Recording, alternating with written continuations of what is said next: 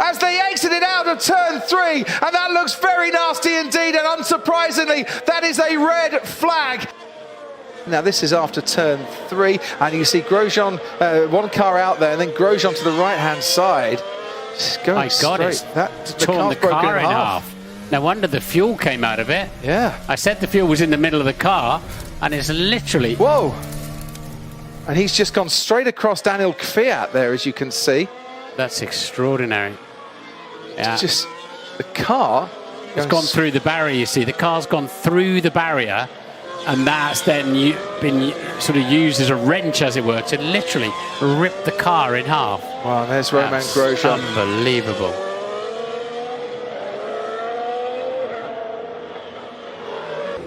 That's just brilliant to see Romain sat in the medical car now and talking away. There was a tyre that came off and went over the barrier as well. And there's that tyre, as I said, that had gone leaping over the barrier and has ended up somewhere in the desert. You can see the tethers have done some work because they're absolutely shredded, but they can't be infinitely strong. The tethers holding the wheels on.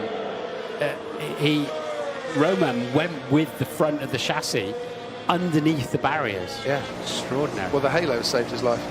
He's gone to the hospital now for the checkups and x-rays and things like this, but he has got minor burns, but he's conscious. He's on his way to the hospital, and I don't know more of it. I didn't speak with him direct. It's more important to get him to the hospital, but he's okay.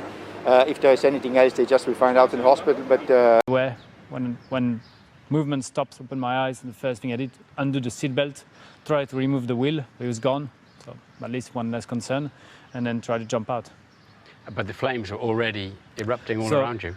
Initially, if I take through from that point, it's 28 seconds, but for me it looks more like 1 minute 30, and you will see through the explanation. So it stops, I open my eyes, I undo the seatbelt, steering wheel gone, and I want to jump out, and I hit something on top of my helmet. I feel I hit something, so I sit back down and say, I must be upside down against the barrier, so I will wait that they come and help me.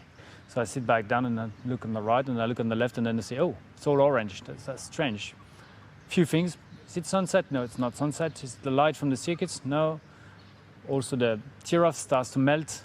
So, oh, it's fire. Okay, no, I don't have time that they come. So this time I try to go up a bit more to the right. Doesn't work. Go back down. Try a bit more to the left. Doesn't work. So I sit back down, and then there's a bit of swearing going on. And I said, no, I can't finish like this. I can't finish like this. I thought about Niki Lauda. To me, it's funny, is the driver that I love the most to history of Formula 1. And I said, no, I can't finish like Niki. Can't finish like this. Cannot be my last race. It cannot be my last race. So I try again. I'm stuck. And then comes the part which is the less funny one. Funny is not the word, but the most scary one is I sit back down, all my muscle relaxes, almost not have a smile, but in peace with myself, thinking I'm dead, I will die. And then I thought, which part's gonna burn first? Is it the foot? Is it the hands? Is it gonna be painful? Very, very strange feeling. You know, I think, sometimes we are close to death. We're a bit scared. This time, death for me was here, and I named it Benoit. Don't ask me why. I just had to put a name on it, and I call it Benoit. And then I don't know if that moment allowed me to recover a bit, get my brain, try to find another solution. I thought about my kids, and I said, no, I cannot die today. For my kids, I cannot die. I've got to see them. And then I had the idea to twist my head like this, go up and turn my body, and it works, but then my foot is stuck on the pedal. So I've got to go back down in the car, pull as hard as I can on my left leg. I mean, the shoe stayed where my foot was, and my foot came out. And then I do it again, and I went through, and the shoulder went through, and at the time I knew the shoulder had passed the halo part. I was going to leave. I know I've got two of my hands on the fire. On the halo, I can see my gloves. They're red normally. They start going full black, and I can feel the pain and the burn. But I'm going up.